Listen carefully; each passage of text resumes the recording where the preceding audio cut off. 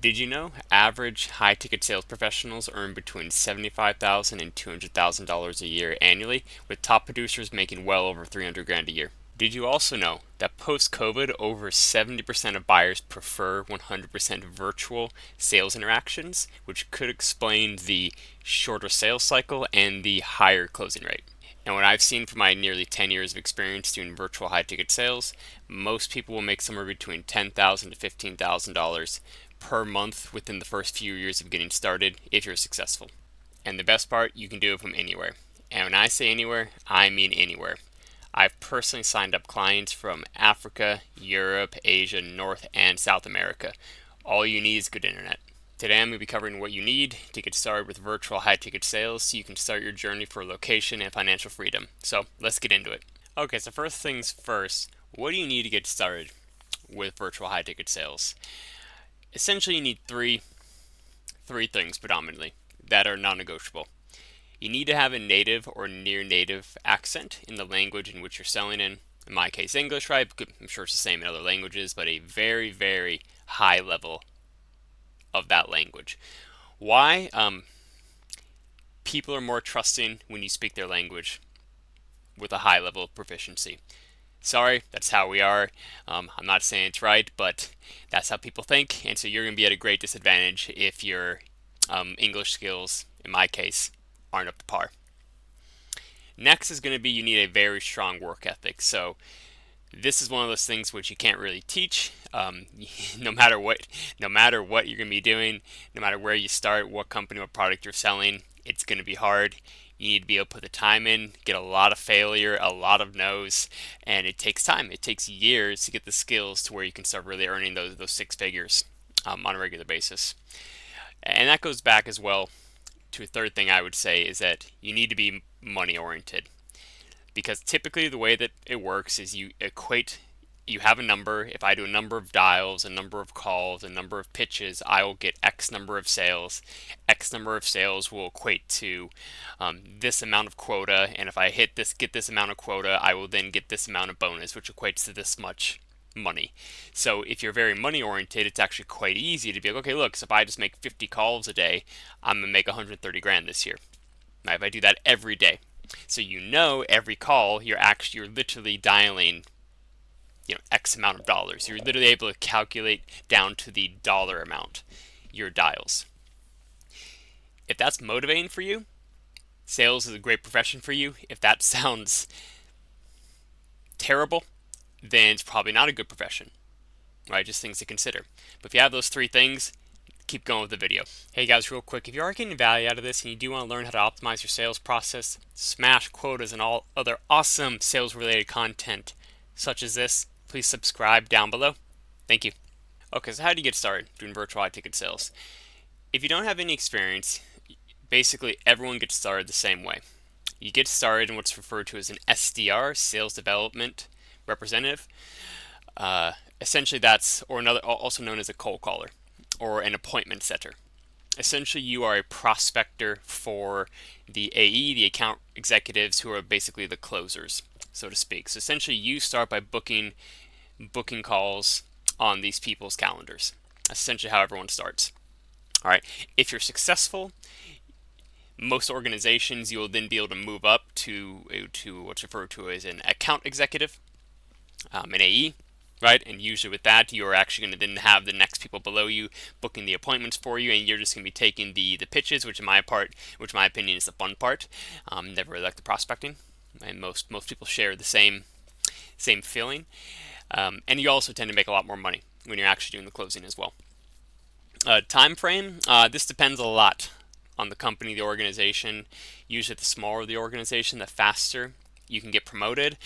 Bigger organizations have a little more structure, tend to take a little bit longer, but it just depends. This is something I would ask in the interview and have very clear that your goal is to be promoted, right, to the account executive position. Typically takes between 3 to 9 months, maybe 6 to 12 months in some organizations, but somewhere around there, 6 months to a year, just depends. But I myself personally probably took about 4 months, but it was a smaller organization, my first role, so I was able to move up the ladder a lot faster. Bigger companies, that probably would have taken a bit longer. Okay, so since most of you are going to be starting in the SDR role, sales development representative role, let's talk a little bit more about what that is. Essentially, as I said before, you're going to be generating leads, interests for the closers.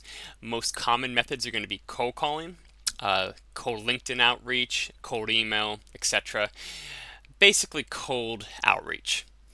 So, if any of you have done cold calling before, you know that it's not for the faint of heart, but it essentially is the way that all salespeople get their start. So that's most likely how you will be starting off. So let's talk a little bit more about the AE, the account executive role. Well, essentially those are the closers, right? If you ever watch like movies like The Boiler Room, the guys doing the calls, the reco calls, if you know what I'm talking about, he basically is the appointment setter. He's the SDR, and then Vin Diesel in The Boiler Room, for instance, is the closer, the guy that hops on and signs the doctor up, if you remember that scene.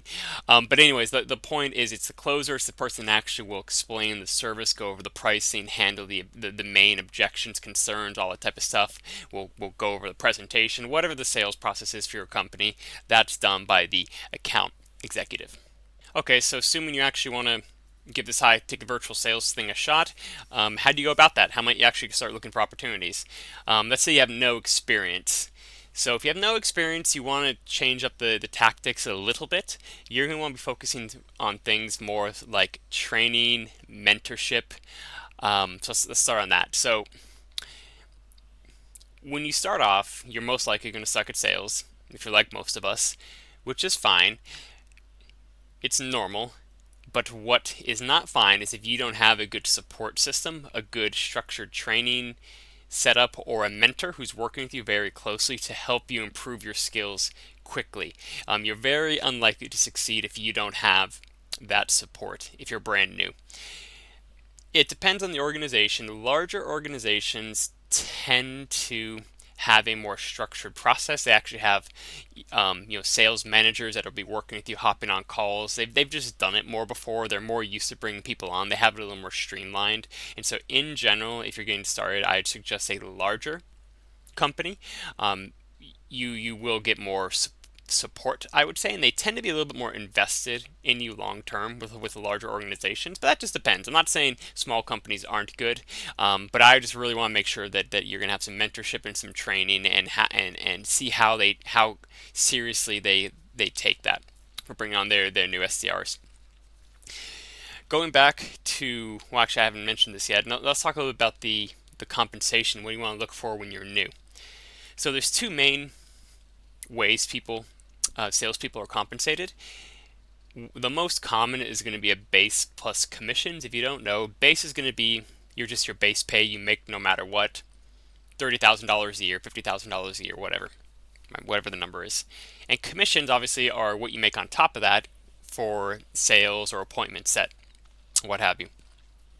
When you're new, because you're not going to be very good, you probably want to look for that base plus commissions because you're not going to be getting a lot of success at the beginning, most likely. So it'd be nice to at least have the base so you can pay your bills. You know you're going to have the bills paid, and then the commissions is kind of a cherry on top, so to speak. So that's what I'd look for you if you're just getting started off.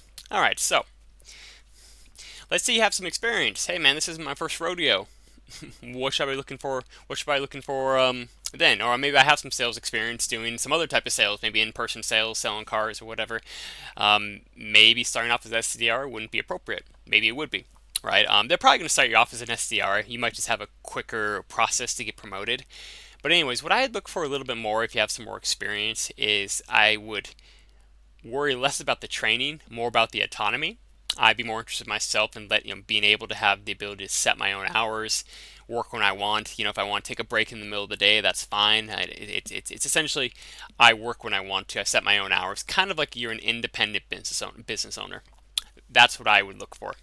For compensation, I would, instead of looking at base plus commissions, which is still fine if you have experience, but what I would consider instead is looking at things like revenue share, reoccurring commissions, permanent commissions, things like this, or 100% commissions. You can make way more money 100% commissions if you're good. And if you have the experience and you know you're going to be able to close a lot of people at a really high rate, you might want to start looking at these things, and you're also going to have more bargaining power as well because you have experience. So they're not going to have to put so much of their energy manager time into training you and getting you up and running. It's like, hey, look, let me get let me get started, and I'll be able to start getting you sales in a couple months, as opposed to a new guy might take a year before they start doing their own sales. So these are the things I'd take a look at.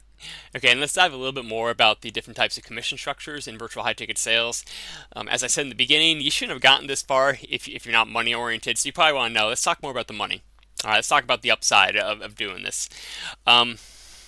So there's three main types, right? There's 100% commissions, base plus commissions, and then reoccurring, rev share, those types of things.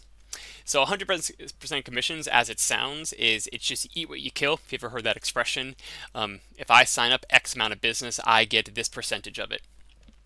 For instance, you tend to be much more flexible when you're doing this. Since you're not on an hourly base rate, they don't tend to treat you as much like an employee. Many times you're not even an employee. Many times you're just like a 1099, like an independent contractor.